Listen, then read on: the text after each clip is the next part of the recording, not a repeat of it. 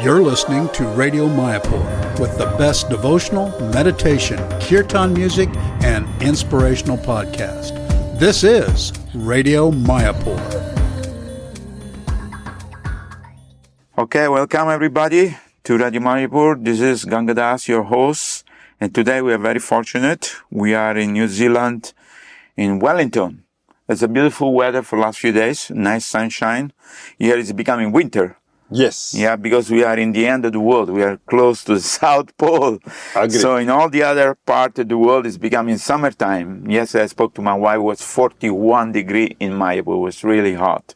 But here it's like 18, 20 in the morning, 20, yes. and becomes 8 in the night. Yes. So it's quite cool. But beautiful sunshine, clear sky. The oceans is beautiful. The roads are nice. The people are wonderful. And today we are very fortunate to meet the temple president of Wellington, of ISKCON Center, which has also 2 restaurants. It has a Govinda. Yes, probably. And they do food for life, and they do a lot of wonderful service. And they have beautiful deity of Shri Shri Gaur Nitai. Jai. So we are with JagadJivana Das Prabhu, who is born in Lambasa, in Lambasa in Fiji. And he's born in 1956, which is the same year I was born, in June. And he met the devotee in 1986, and he moved into New Zealand in 1984, I believe. That's true. Yes. That's true, Prabhuji. Yes. So, welcome to Radio Mayapur. JagadJivana, it's a great pleasure to have you with us today. And I'm so happy. I've seen you a few times in Mayapur. I know you're coming for this... Leadership Sangha. Yeah, leadership Sangha. And I noticed your specs, which have very peculiar type of specs, which look like a motorcycle racing specs. I was a motorcycle racer. I say, when I saw you, I thought, oh, this devotee must be having a motorcycle. So welcome, JagadJivana Prabhu, to Radio Mayapur, today the podcast. And tell us a little bit about what was your life before you became a devotee, or before your life changed into spirituality. Tell us a little bit about your family. Thank you so much, Ganga Prabhu. I mean, it's a pleasure actually to have you, and especially Bhanu Maharaj. Bhanu Maharaj, as you know, he's such a wonderful sannyasi. Yes. And I'm so glad that we had an opportunity for association with both of you. So thank you for coming. The pleasure is ours, and I'm actually just accompanying Maharaj, and I'm so fortunate. I feel blessed and grateful to him that he's taken me around the world to meet all these wonderful devotees like you. So please accept my humble obeisance. All glories to Prabhupada. Prabhupada ki jai. Jai. Yes, Prabhu. So I consider myself quite fortunate that I was born in a family of I will call a Vaishnava or / Sivite. Okay, yeah. They are 3 lines like this. Dad was in a very poor, but a wonderful soul. And we lived in a village called Ranimbulu in Lambasa, Fiji. So we grew like any other ordinary family in a village. Fiji had Indian and the native Fijian population. I think 50%, something almost like 50, that. Almost 50, yes. 50. And our house was just next to the Fijian village. So the native Fijians, they all stay in a family in one area. And the first house after the village was our house. Okay. So Dad had a very, very wonderful relationship with the native Fijians. It was more like brotherly relationship. Beautiful. So our childhood was amazing. Poor, but quality life. So coming back to Dad, my father, I don't know where he inherited that from, because I never met my granddad. So he died. Granddad, of course, came from India. India, yes. From Basti, Ayodhya. And so, but Dad was born born in Fiji. So coming back to my dad, he from very early in his life, had interest in religion. At home, he was just like any other ordinary grasta, very busy with his waking life, and he used to work long hours. What you used to do? He was working for the roadworks as a laborer in the roadworks. So that meant that he would leave home 3 o'clock in the morning, and by the time he will come back, it will be 8 o'clock, 9 o'clock. In the night? At night. Wow. So the only time we used to meet Dad was in the weekends. Anyway, Dad was a storyteller and used to tell lots of beautiful stories and things like that. What language you communicate with them? Hindi. In Hindi, okay, yeah, because it was a Fijian and Indian mix, so very funny. It's Hindi, but it was mixed with English and Fijian. Wow. So coming back to your question, Prabhu, about my background. As a child, I was just grew up as a ordinary child, but I was one of the lucky ones because I was born after 6 daughters. Wow. So your father and mother were waiting for you.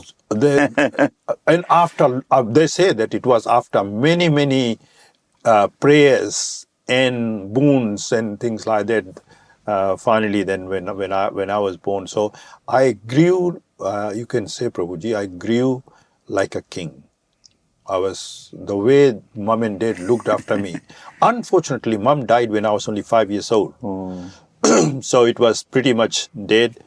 And because I had 6 sisters, I was a spoiled rotten in the childhood.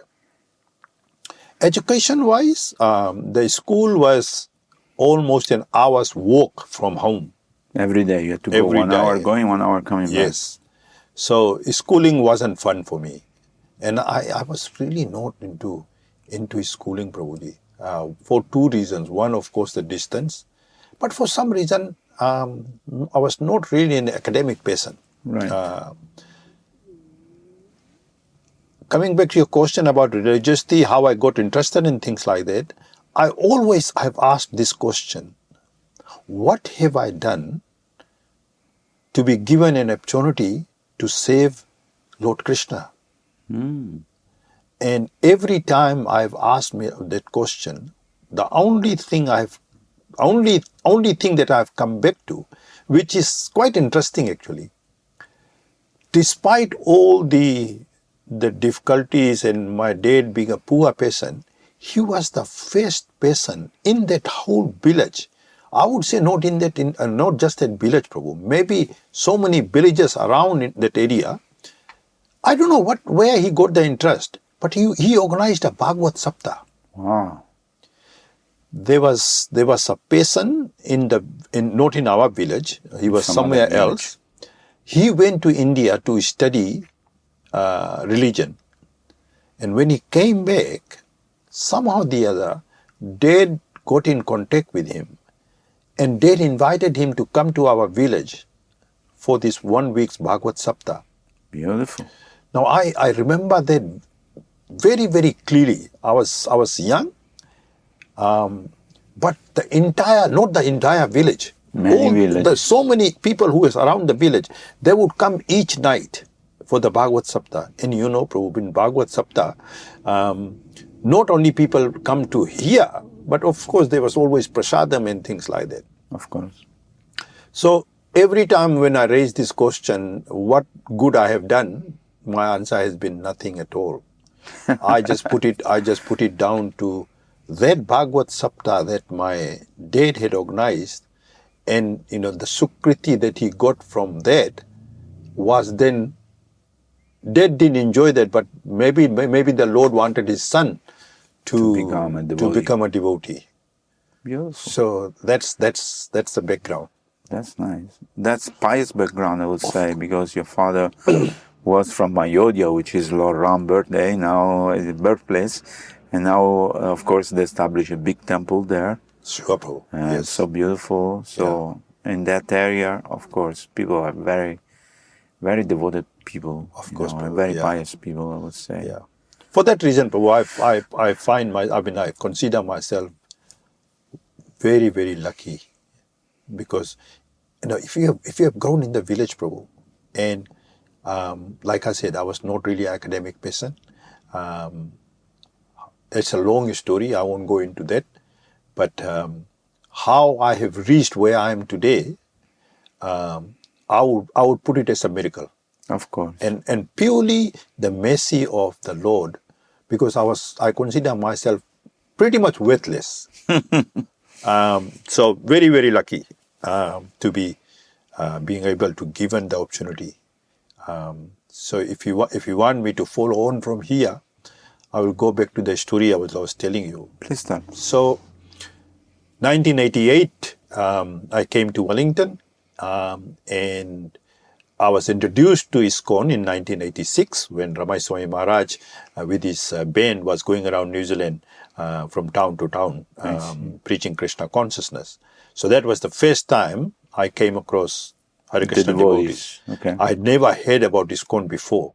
So that was my first encounter. In Fiji, there was no ISKCON at that time. Prabhupada was there in 1986, but of course I was... 76. 76, yeah. But I was... I know, yeah. So my first encounter with the devotees was at that time in 1986. With Ramai Swami Maharaj, yes.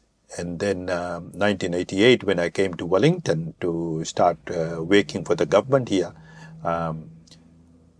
there was... In Wellington, there was never a proper ISKCON center.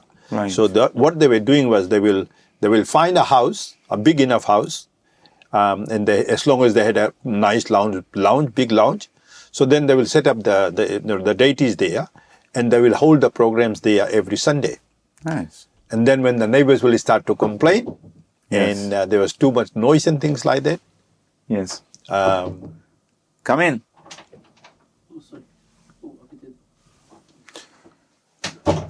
When there was too much complaint, they will just move somewhere else. So like that, over the years, they had moved to, I would say, about a dozen places like that. But when in 88, there is a place in Wellington called Wadestown. Ramachandra and Sitarani were the single one couple, just one couple. Ramachandra and Sitarani, wonderful devotees, disciples of Prabhupada Vishnu Swami. Oh yes. So when we started, so Sunday feast became like a regular thing for us. Every Sunday we'll be there. From 1988 to 1996, we were going regularly every Sunday, and many times Ramachandra Prabhu will say to us, you are coming to Sunday feast, every Sunday feast. You seem like a nice person. You are giving donations. You are helping. Why don't you take initiation? And my answer used to be that I'm not ready. That same year in 1996, one day he announced at the Sunday feast that there is a very jovial sannyasi. He is coming to Wellington. And so that announcement was on a Sunday, and Maharaj was coming on Monday. Luckily that Monday was a public holiday. Next day. So he invited whoever wants to meet Maharaj, please take this opportunity because you will love this Maharaj. You will fall in love with him. And what is the name of this Maharaj? So we ended there on Sunday, and of course that entire 2 hours was full of laughter and and it was love at first sight. I just fell in love with him. This was Mahavishnu Goswami Maharaj. Oh, nice. 1 minute. There are two Mahavishnu. One is from London and one is from India, right? So the one, Maharaj was in London, but he's from Gujarat. So he's the one who has got Dwarka temple and the Rajkot temple. Yes.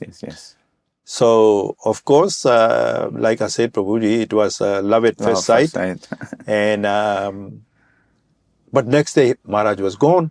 And then couple of, I would say 1 year later, I approached Ramachandra and I said, Ramachandra, you have been asking me to take initiation.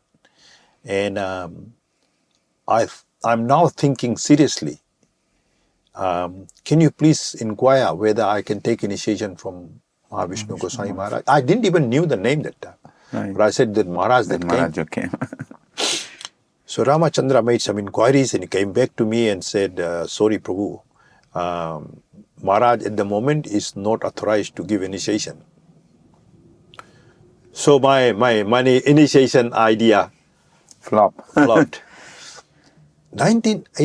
1996, towards the end of 1996, Ramayaswami Maharaj made an announcement that we are closing down Wellington Center.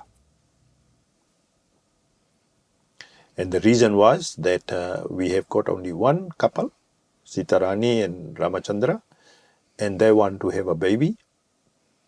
So we can't find any replacement. And the only option is that close the place down. They made an announcement that this is the last day when it was October 1996 that the temple will be closed. The deities, there was a Gauranitai deities at that stage that there was worshipped by the couple. The deities will be sent back to Bhakti Lounge. Gaura Yoga. And Gaura Yoga is Devamrita's team in Auckland. Okay. In Wellington, they are known as Bhakti Lounge. In Auckland, it's Gaura Yoga. So we were shattered.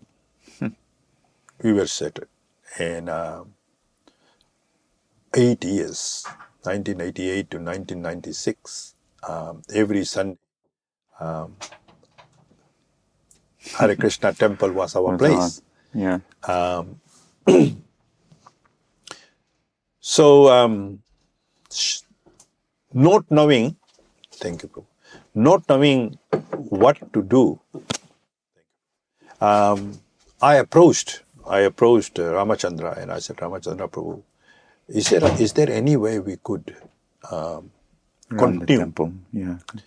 And the answer was a straight no, because no one was initiated. Mm-hmm. So then I approached Ramayaswami Maharaj, Devamrita Swami and Prabhupada Vishnu Swami, and I said, please give us an opportunity to continue. So after some discussion, they came back and said, okay, we are sending away the deities because no one is initiated here, so no one can worship. So we are sending away the deities to Auckland. But in the altar, you must have seen today, Prabhu, that is small Prabhupada. And big one. And the big one.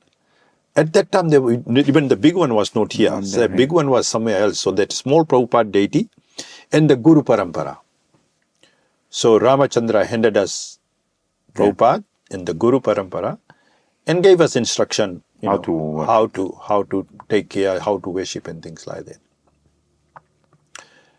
October 1996, we took charge. There were only 3 people actually. My wife, myself, so just there was one family. There was a Gujarati family, an elderly person, but very nice Kirtaniya, Mohan Morar.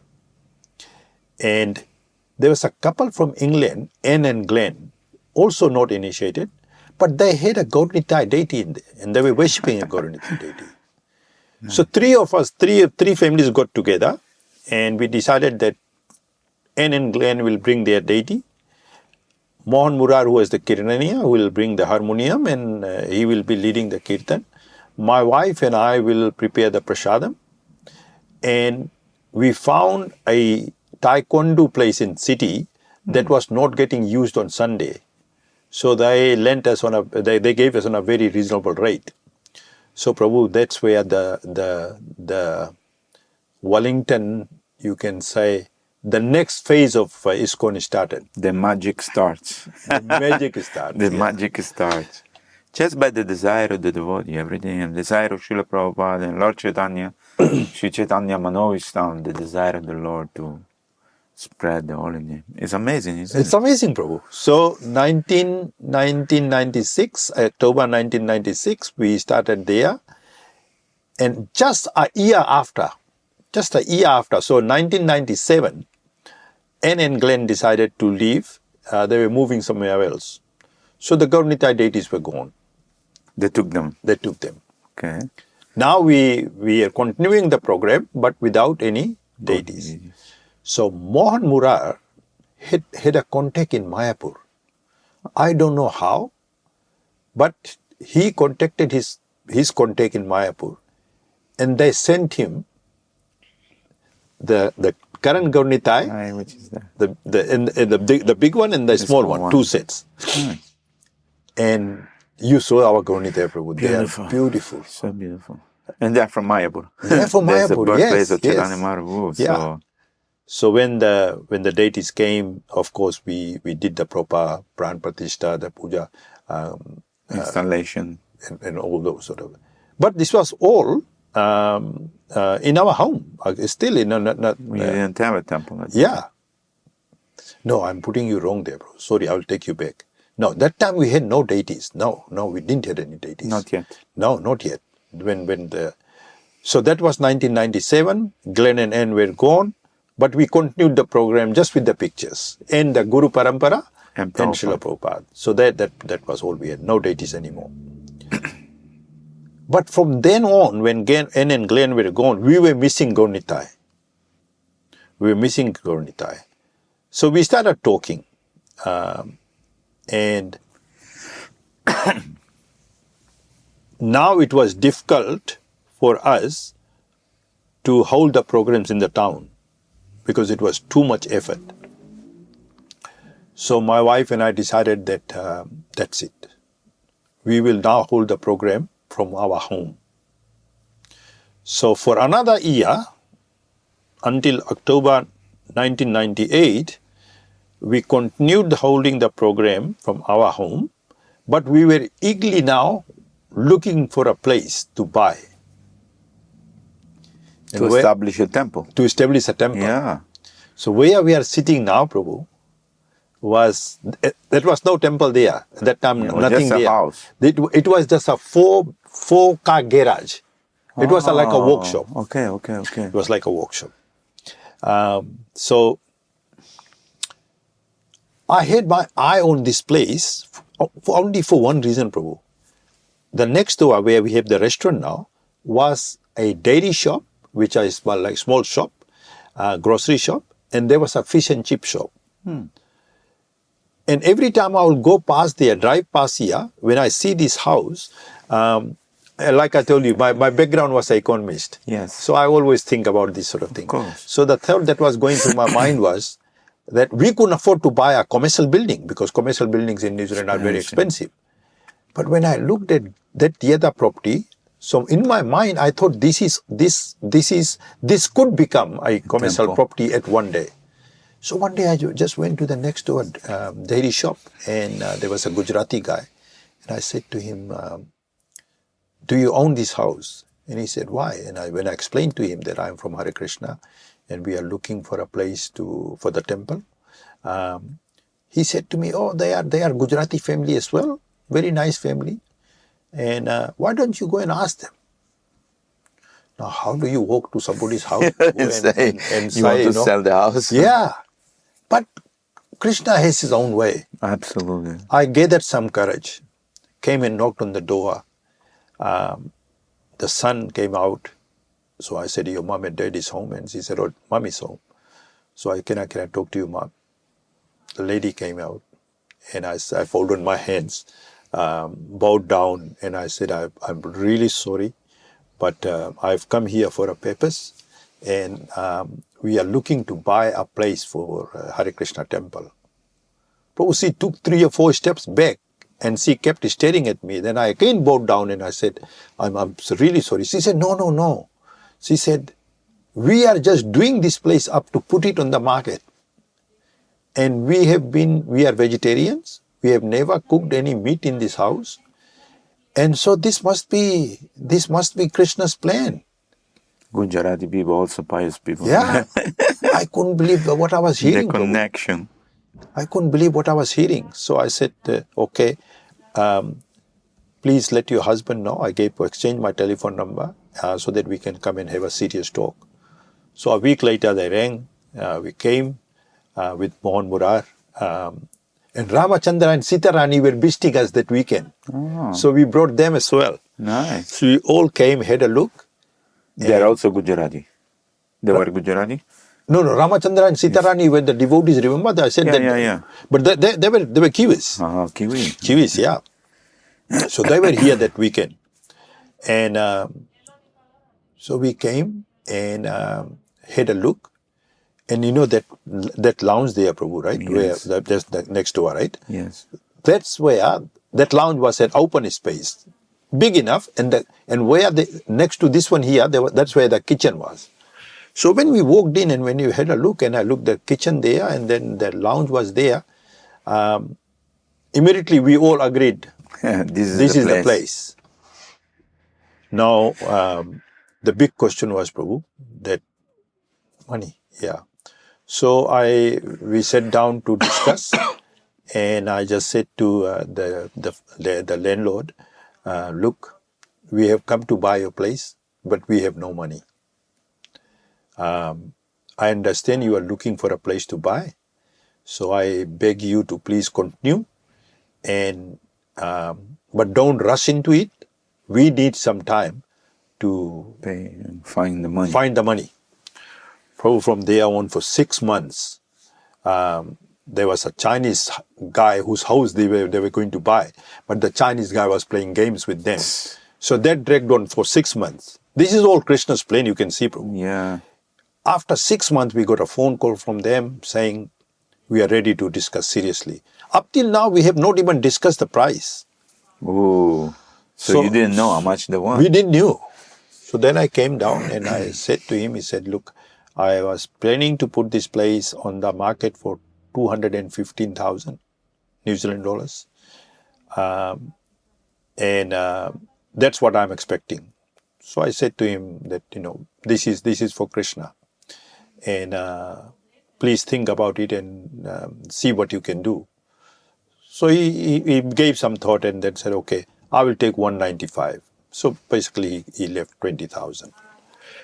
Now the next question was where to find the where money. to find the money. And I did not wanted to buy this as a private property. I wanted to buy as a ISKCON center. Of course.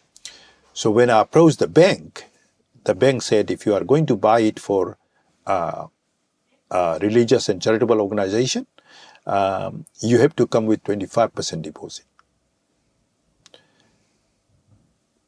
Ramachandra left us $17,000 in the ISKCON account. And in that 6 months, we took it up to 32,000. Collection. So now we had 32,000. So 25% of 196 is about 48 something. Yes. Where to get the balance of the money from? Yeah. So after a lot of to and fro, Mohan Murar, the Gujarati family, he said, look, I will take a personal loan and I will not gift it, but I will gift it to ISKCON, but on the understanding that when ISKCON will be in a position, they can give me back. So Prabhu, that's how we purchased this place. And officially, the first center of ISKCON Wellington was established. October 1998. Amazing story, Prabhu. And the same year, 1998, soon after buying this place, Surdas Prabhu from Bombay. Jew? Yeah, of course. Surdas Prabhu was visiting New Zealand or touring New Zealand with Hema Malini. Yeah, because he's in charge of the auditorium there in Bombay. Yeah. He organized all the cultural program. Right. So they did this Mira program. Wow. So Hema Malini and they were coming. Nice. So they went to Australia. From Australia, they were coming here. So I went and picked them up from the airport. Of course, Hema Malini, I thought that Hema Malini might like to stay with us, but of course, this was just a house. So Hema Malini basically is a hotel. And Surdas Prabhu and his wife stayed here. And wonderful program. Nice. But the next morning, that was the next morning after the Mangal Arati, Surdas Prabhu said, so who is your spiritual master? And I said, Prabhu, I'm not initiated. So he said, what? If you are not initiated, how are you managing a center? And I said, Prabhu, I don't know. This is purely Krishna's arrangement. I don't know why I've been picked for this job, but that's what he wanted me to do, and that's what I'm doing. So before leaving, he said, okay, don't worry. I will go back. I will talk to Gopal Krishna Maharaj. In these circumstances, I'm sure Maharaj will be happy to initiate you. And he left. 1999, March 1999, I was invited. I was told to come down to Mayapur, and Maharaj was going to initiate us at Gaur Purnima. So that was all set. But you said Gopal Krishna Maharaj? Gopal Krishna Maharaj. Okay. Then? And so all the arrangements were done, and I was supposed to go there. But the same year, now that we had this center, we invited Mahavishnu Maharaj, Goswami Maharaj, to come and do a Bhagavad Sapta again. Oh, nice. On a much larger scale. And Devaki Nandana Prabhu and all Maharajas, Maharaj from Bombay. They all came. Some from UK, some from Singapore, some from Australia. There was a big crowd. And nice. we had such a wonderful program for the whole Bhagavad Sapta. So in that process, Prabhu, one night, and while this was going on, one night I approached Maharaj once again. And now there was a relationship established. And I expressed my desire that, Maharaj, I would like to take shelter. Yes. And Maharaj again flatly refused. And why? He said, my name is, my Karmi name is Jagdish. So he said, Jagdish, even if I want to, I can't. So I said, Maharaj, why? So he said, because you are already managing a temple and I'm not authorized to initiate. So if I do, nothing bothers me because, but he said, you will be in trouble. So what do you say? Nothing. So, but a day before the day he was going back, I again said to him, I don't care what happens to me. I'm leaving that to Lord Krishna, but I'm not going to take any initiation from anyone else. So 1999, Maharaj sent a message. Oh, in the meantime, when I was talking to Maharaj, I expressed my desire to Suryadas Prabhu, and I said, Prabhu, I don't think it will be fair. My heart and soul is with Maharaj. So please, forgive. Ask my forgiveness from Maharaj and ask him to please allow me to take initiation from.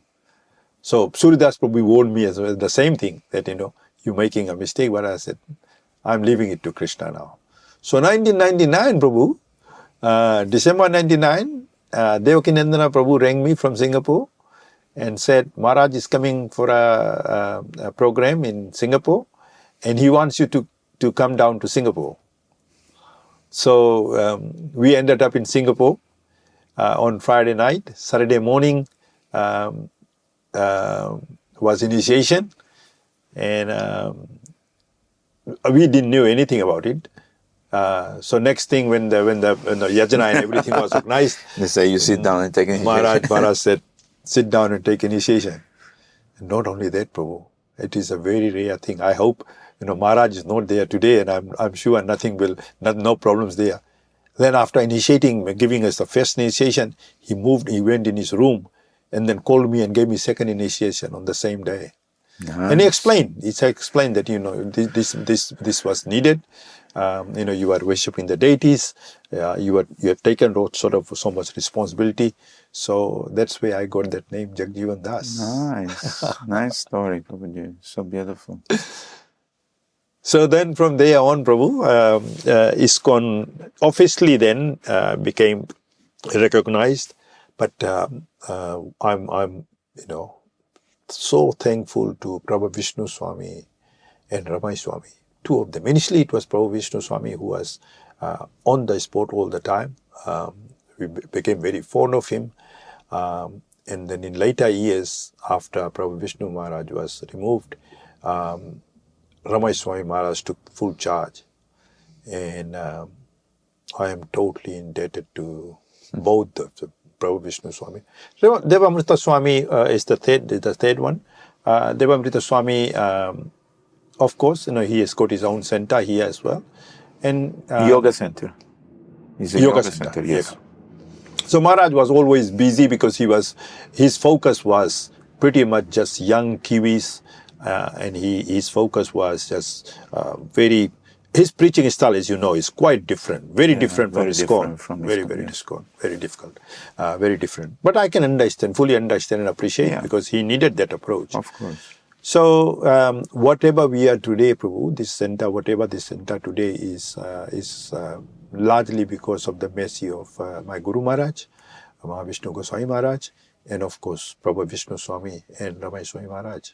And with their support, we started, as you can see, Prabhu, we started from nothing, from very little, almost nothing.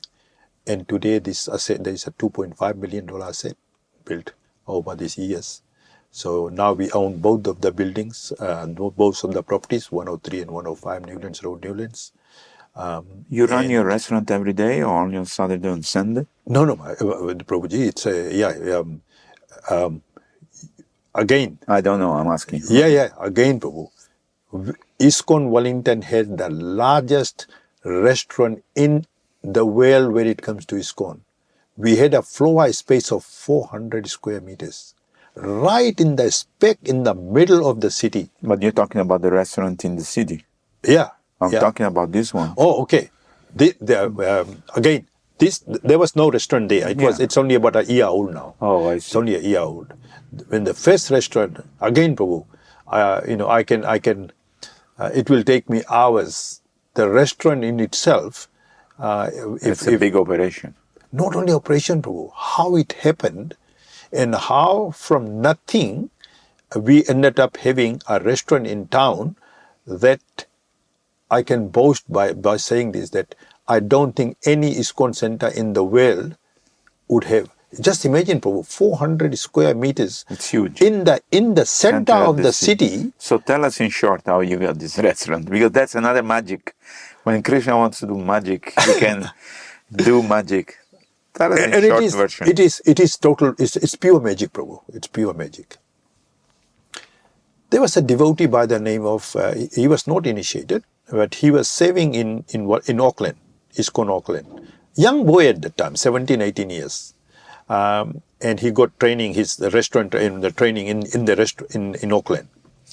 Then later years, he moved from there and he came and he opened a restaurant in Pitoni, which is about 20 minutes drive from here towards Lower Hutt. And he was doing fine. It was a low-key restaurant, operated mostly on overseas tourists. So people will come. Foreign people come and visit. Yeah. And so he was providing them accommodation and food, and in turn they were giving. So this is how he was running it for some time. One morning, 2 o'clock in the morning, with a very faint voice, he said to me, "JagadJivana, I need your help. Please take me to the hospital." So I rushed, picked him up from the same restaurant. There was accommodation on the top. Took him to the hospital, and I was there until I think 6 in the morning. Brought him back, and just told him, "Rakesh, I need to go and have some rest. I've got commitment." He knew that I had commitment. Give me a call if you need my help. A week later, he rang and said, he came. He came to me, handed over the key of the restaurant, and he said, "That's it. I can't manage this anymore." So I said, "Rakesh, what am I going to do with the key? I don't have, I've got a full-time job. My wife has got a full-time job. We are managing this temple with so much difficulty. How am I going to manage a restaurant?" He said, "That's your decision." I said, "What about..." Was he sick? I think he got bent out, bro.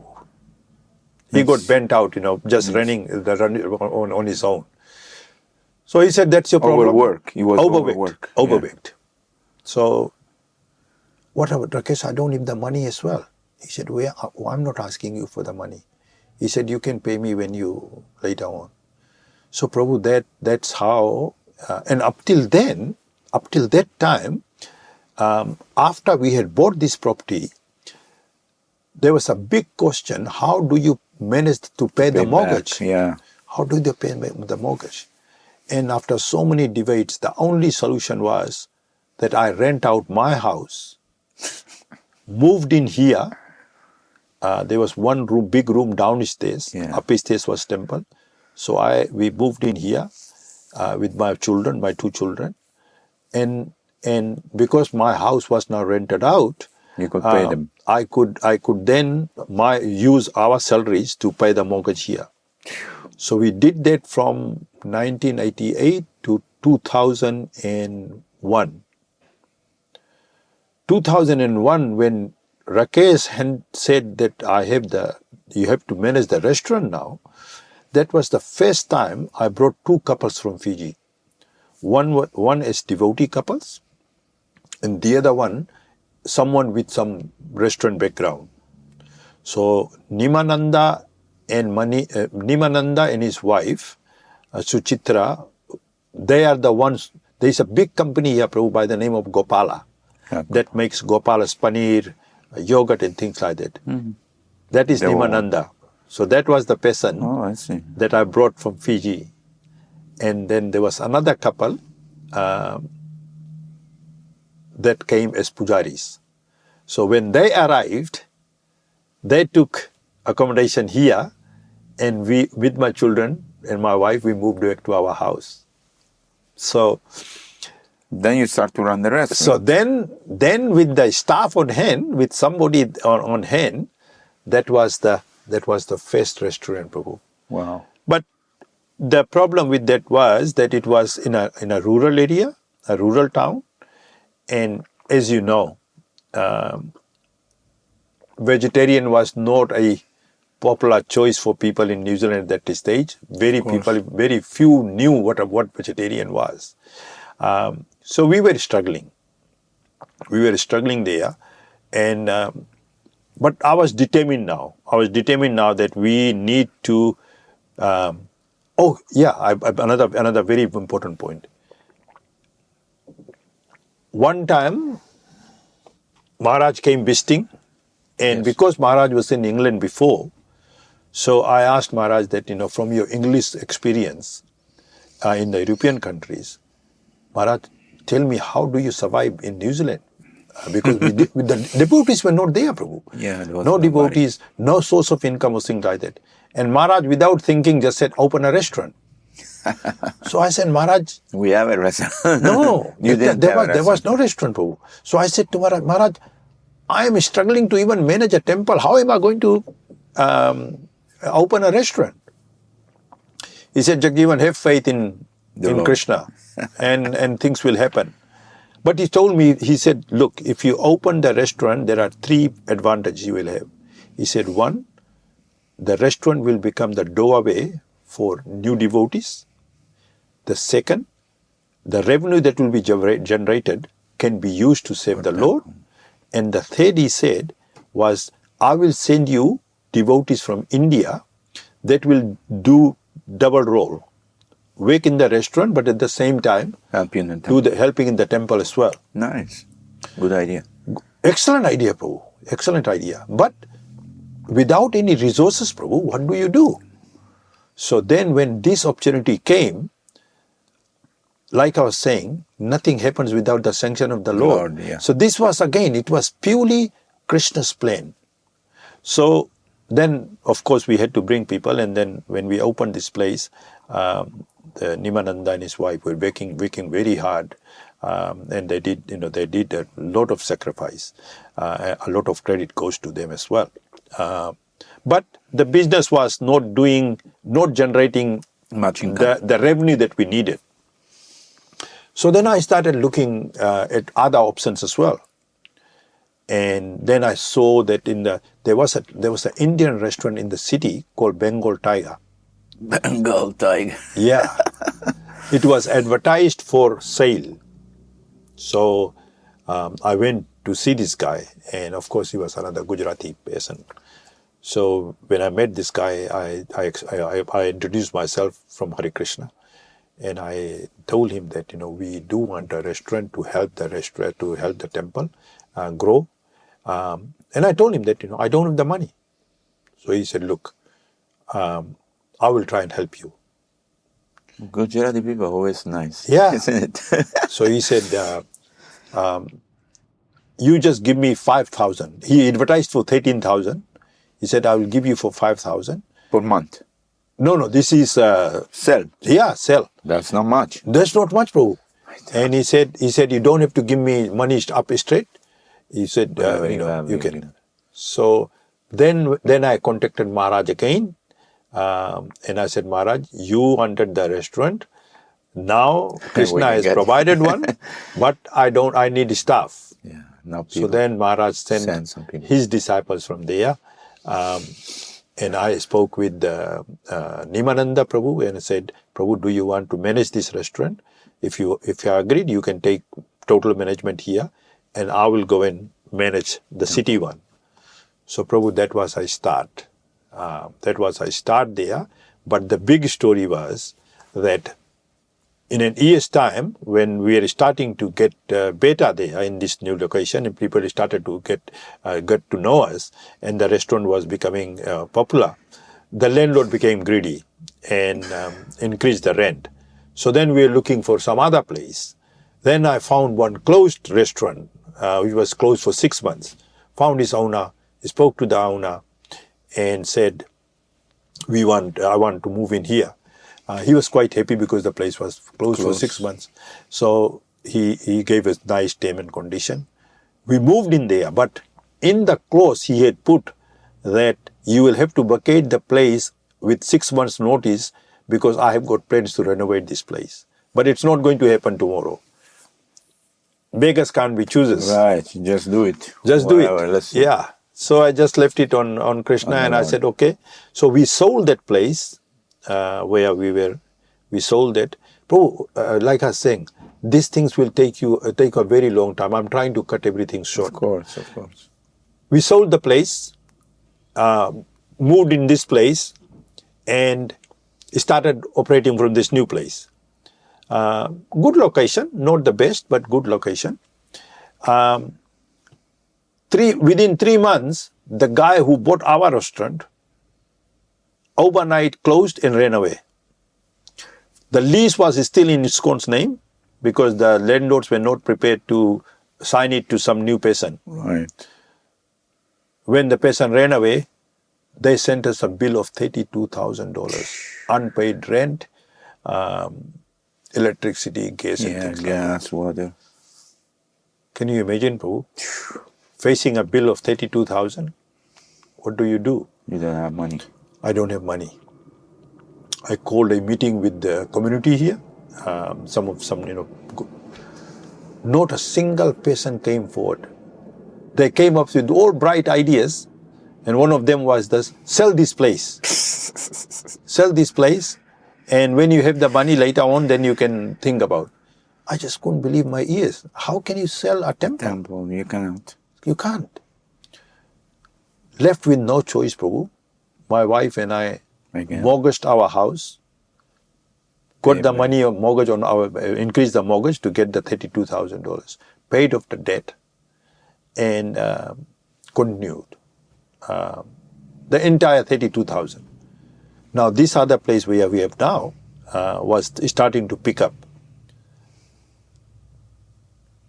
September 2006,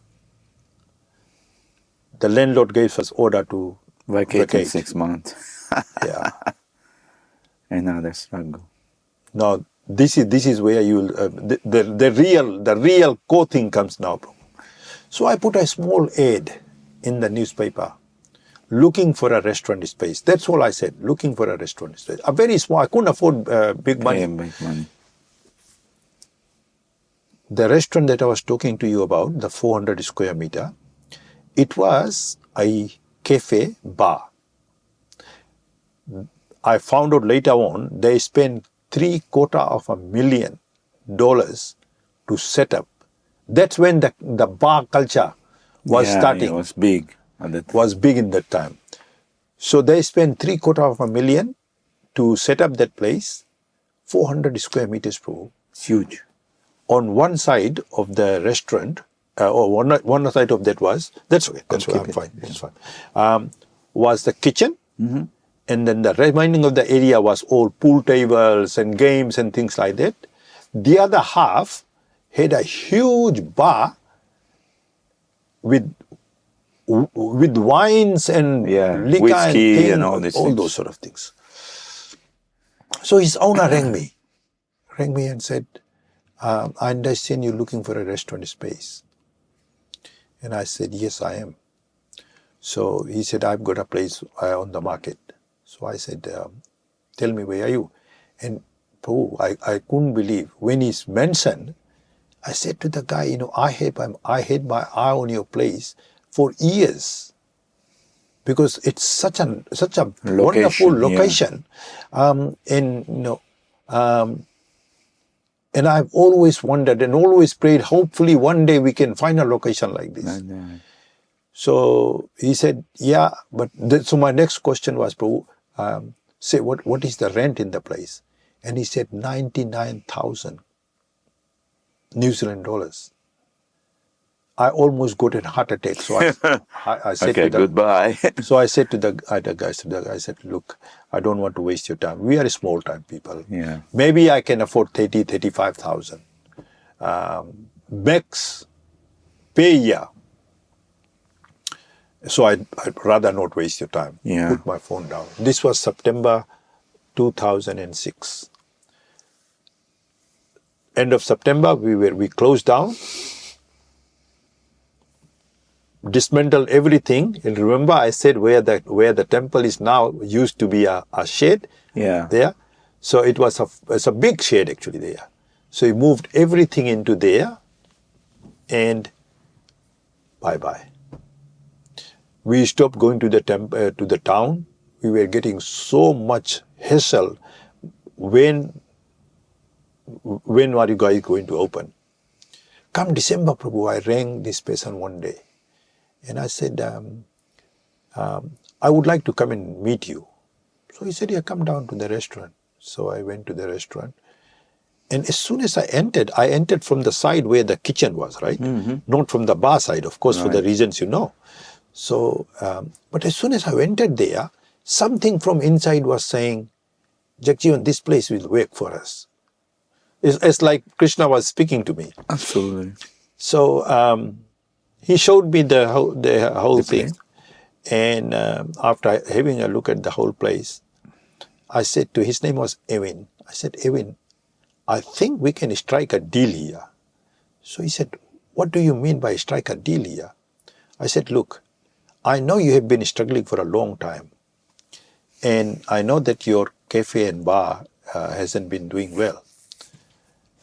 So I asked him a question. I said, what do you sell? What do we do? How much use do you have in the kitchen? He said, hardly at all. Fish and chips, or chips or something like that, or bread crackers or something like that. Then I got confidence and I said, I think we can strike a deal. He said, what do you mean? I said, how about you continue with your beer on the other side and you give me this kitchen half? I said, Hare Krishna has become is a popular name now in Wellington. So I will operate my restaurant on this side and you can operate your bar on the other side. Now it's an unheard thing, probably. You know very well. In ISKCON it doesn't work. Yeah. But I was so desperate. So, and I didn't know what would happen. Can you do something like that? So he said, let me think about it. Then December was gone, come January again. And in January, I rang him again and said, Evan, can I come and see you again? Yeah, come down. This guy I didn't know was the CEO of Wellington Cricket. Oh. So there's a basin reserve place, which is the cricket ground. When I went in his office, he had a huge office, a big chair, and he was sitting on the chair like, a real hot shot, right? Oh, I said, you're a big man. He was a nice guy. He laughed at me. So what do you have to? So I said, look, let's talk as an economist, I was using my. So I said, look, if I take half of the restaurant, I will take half of your cost, rent, electricity, and all those sort of things. Hare Krishna is a popular place. 80% of our clients are Europeans. So when they come to eat with us, they will go and drink with you. So I said, I'm going to give you business as well. And he was smiling. He was smiling when I was saying this thing. And so I tried to convince him and he agreed. At the end, he said, okay, let me discuss with my wife and I will come back to you. So 2 days later, he discussed with wife and he said, we are prepared to look at a proposal. So now the question was, Prabhu, to put a proposal, right? I came home, sat down, what to say, what to write.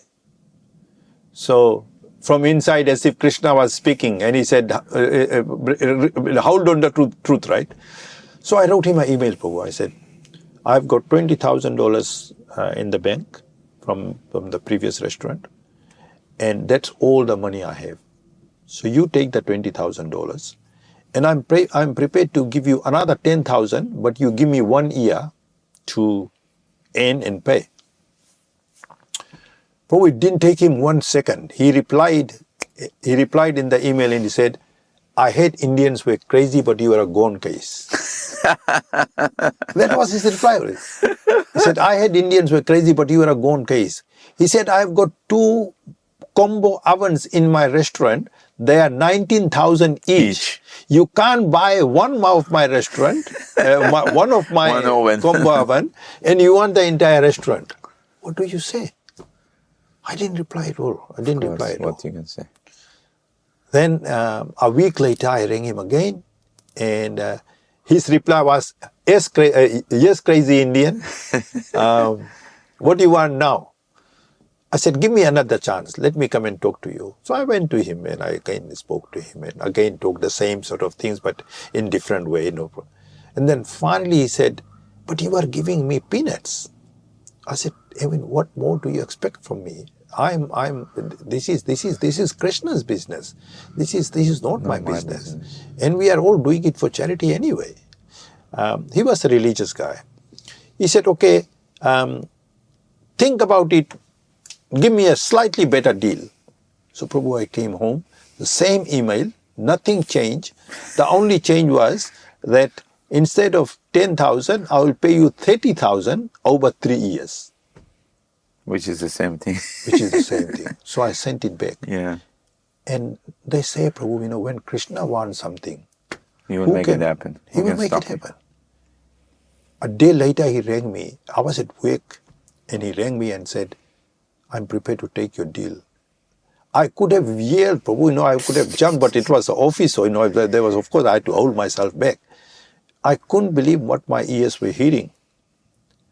And the most amazing thing is, Prabhu, we then sat down, deal the deal and things like that. I was going to put one condition, and then he said, you are in no position to put any condition in this kind of deal.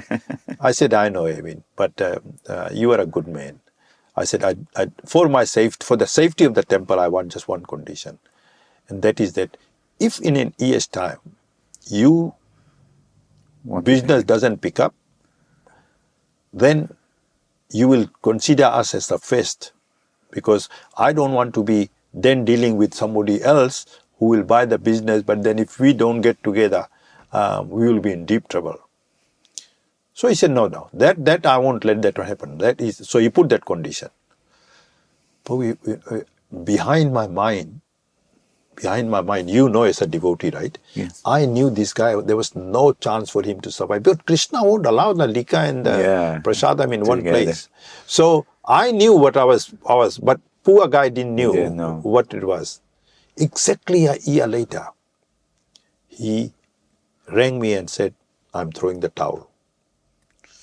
By that time, things were, you won't believe, Prabhu, it was amazing.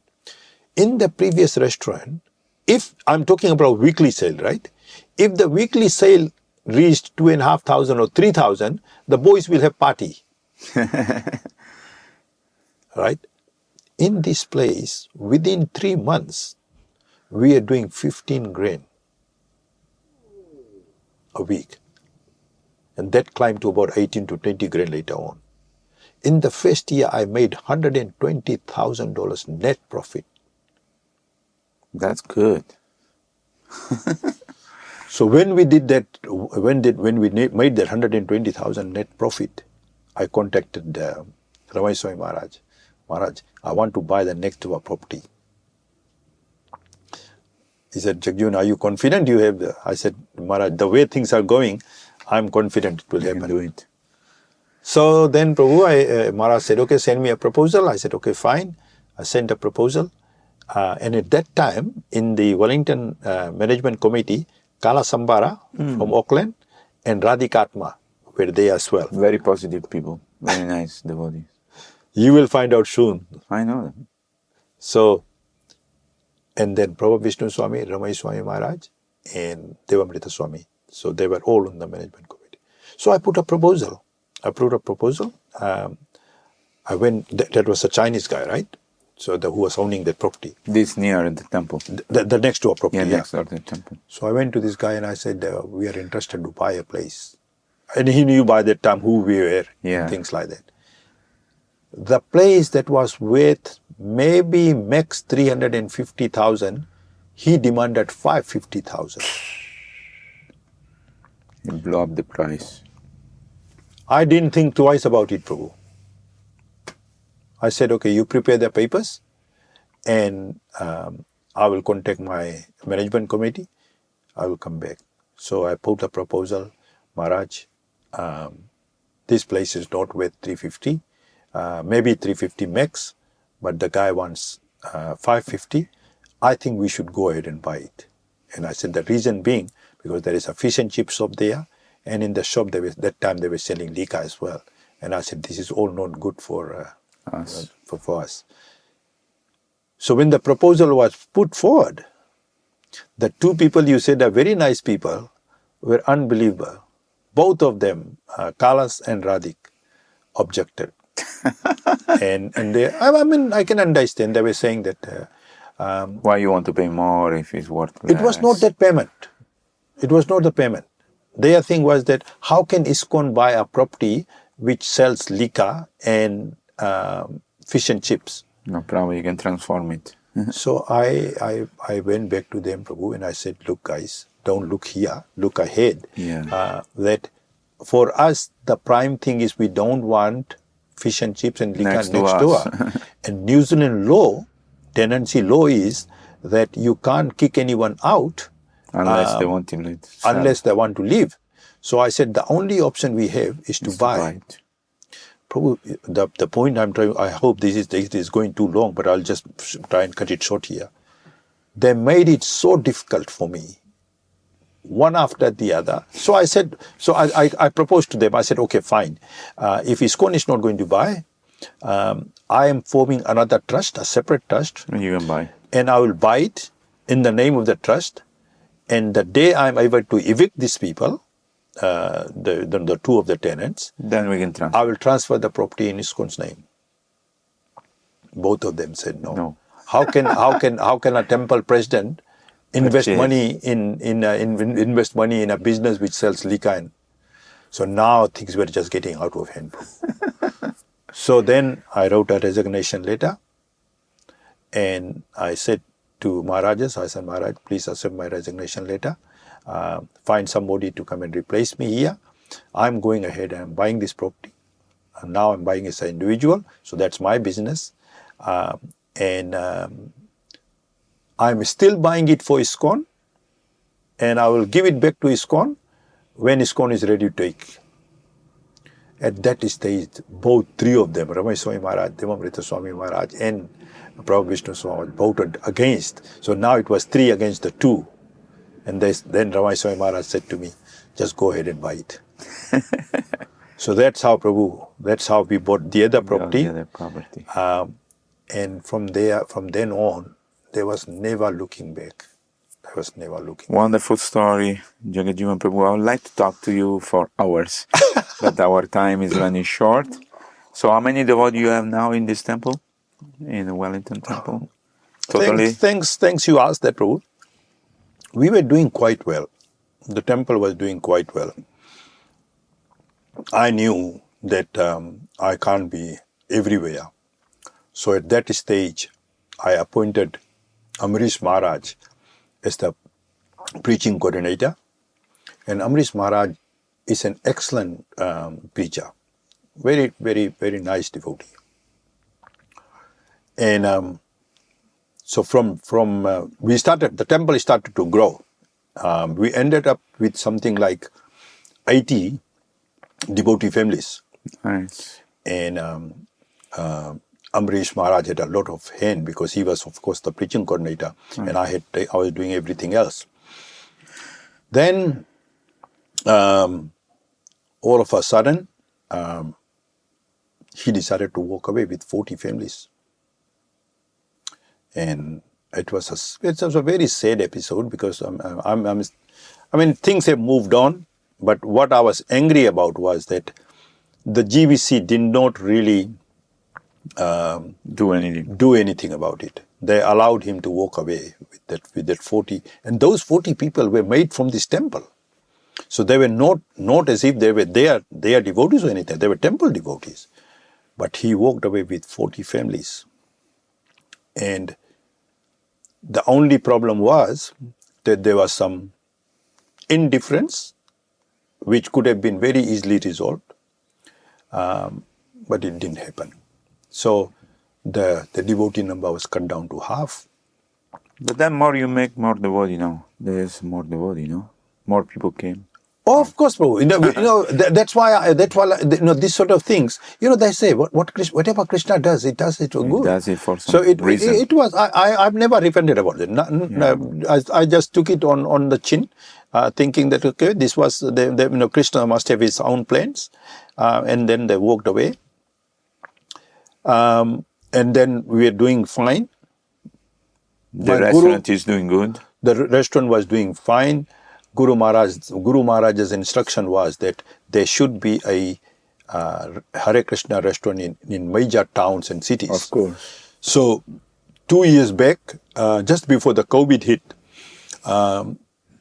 I went to open two restaurants in Auckland. Nice. It was just setting foot there when the COVID hit. When the COVID hit, everything closed.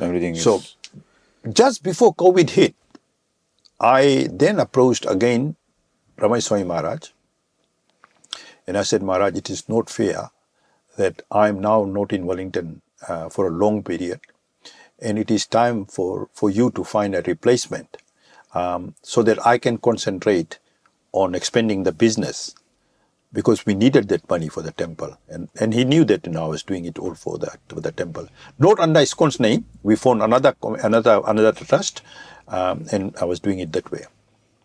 That's when, Prabhu, what other thing I did was, I approached Maharaj and I said that, let me go. I want to save my Guru Maharaj as well. So Maharaj said, JagadJivana, how is that possible? So I said that there is a way we can do it. He said, what do you mean? So I said, look, for whatever reason, we have now separated. There's two groups. Amrish has got his group and here. But that was a major blow to ISKCON Wellington. And I said, we should now bring the two groups together. And the only way to do that is if I resign, and if Amrish Maharaj becomes the temple president, he will bring his group back to him. Yeah. So he said to me, but who is going to talk to Amrish? I said, I will do that. I will do the talking.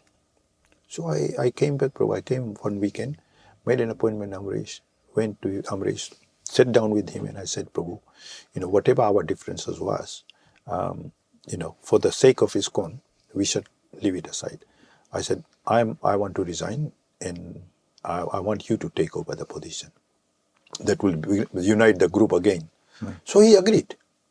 And then, but I was back in Auckland. So then there was a meeting between him and the devotees in the temple. And it became a World War III or World War IV. there was such a big, because there was a lot of bitterness there, because when they walked away. So the people here were now blaming me. They're saying, here is somebody who broke the group, took away people, and you want to give the leadership to him.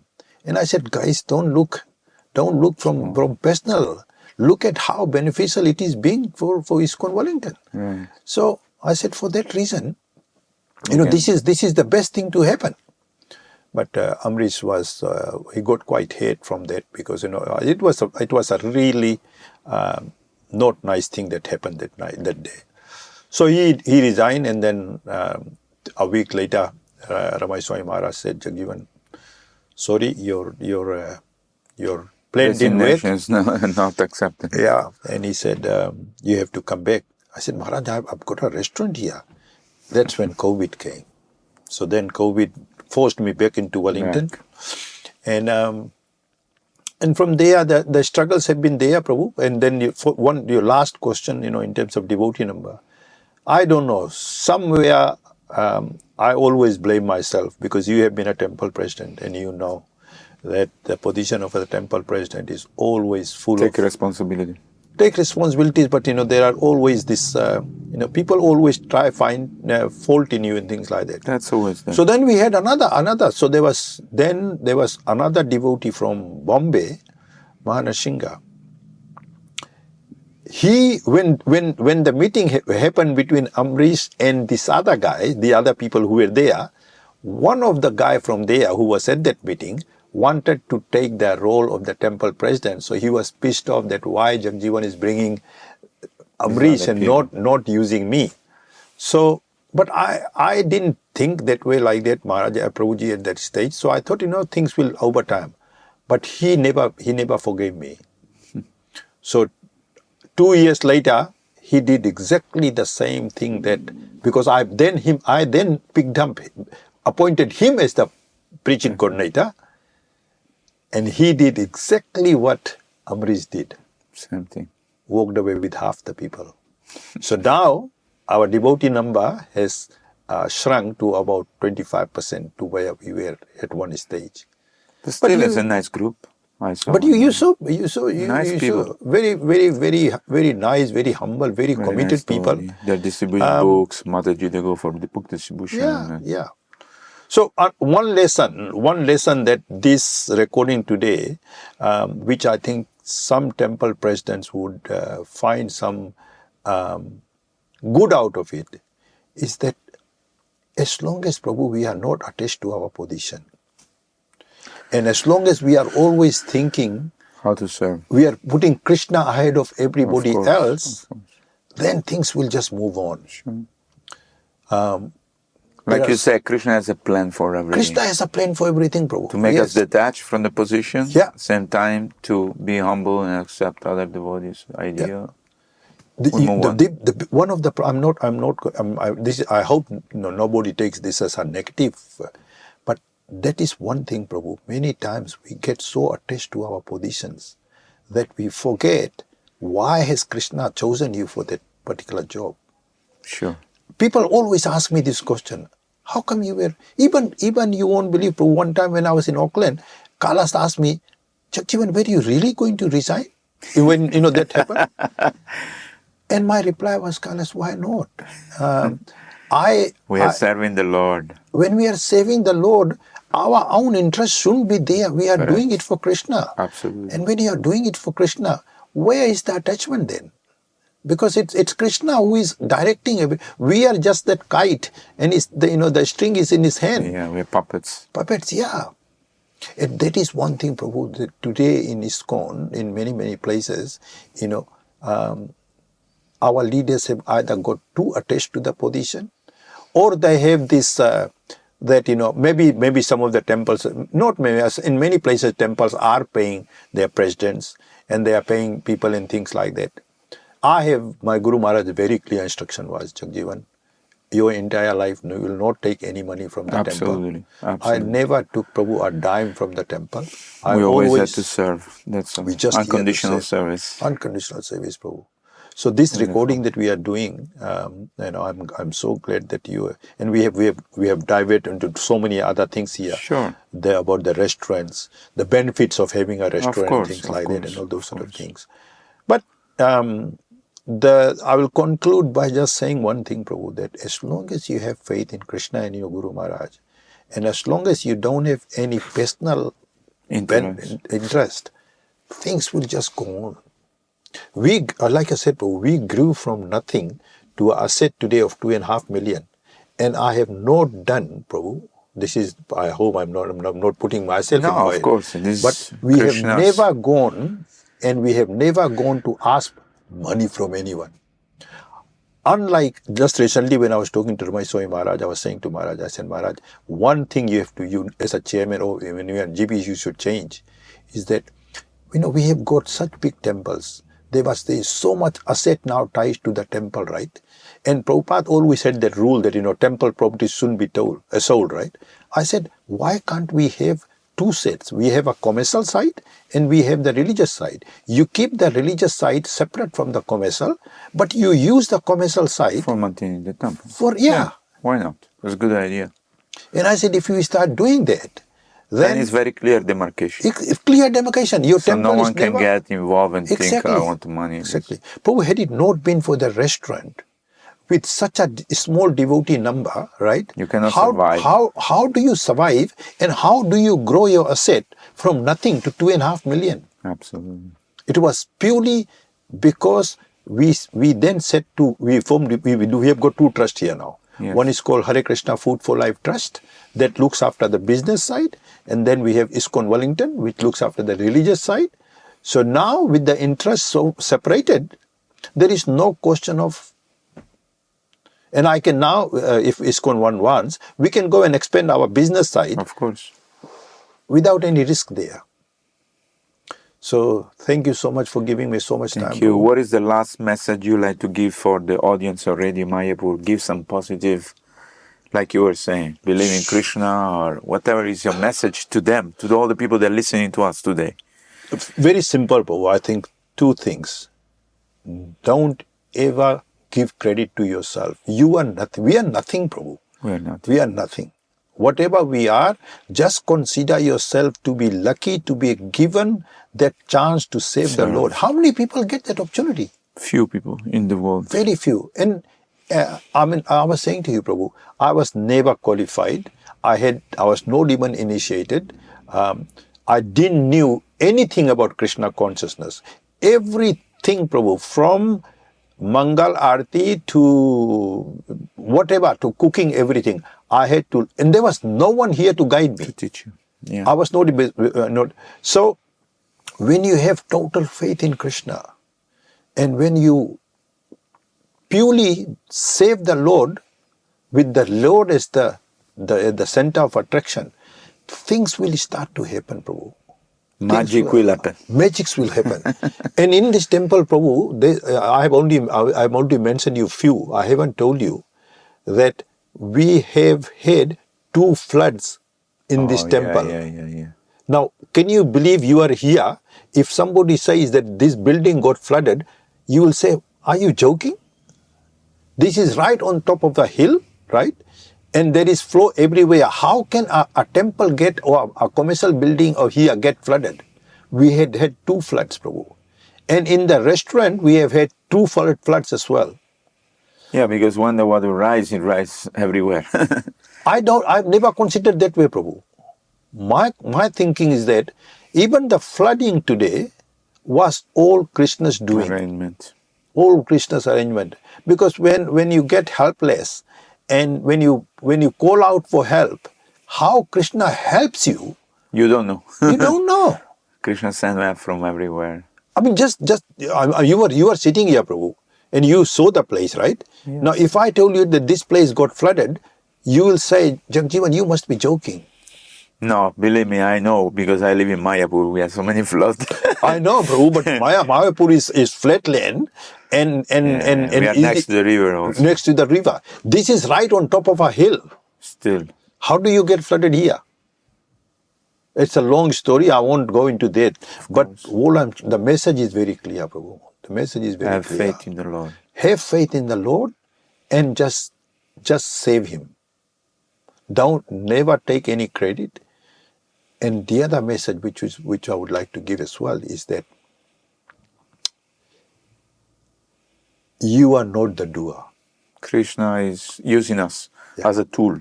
You are just a Also, tool in his hand as well. So we have to be sincere and honest in doing the service. And then everything will manifest. Yeah, that's true. Prabhu. Thank you so much, JagadJivana Prabhu. It's been a great pleasure Thank to you, be Prabhuji. with you It's today in so- Wellington. And I'm sure I'll meet you again in Mayapur or next year when I'm coming again to Maharaj. I will look forward to that as well, Prabhu. Thank you. Srila It's, Prabhupada ki Jai, jai. Ananta Koti Jai, Vaishnavinda Jai, ki jai. Wellington. Gaur Nitai ki jai. Jai. Thank you, Prabhuji. Hare Krishna. Thank you too, Prabhu. You're listening to Radio Mayapur with the best devotional, meditation, kirtan music, and inspirational podcast. This is Radio Mayapur.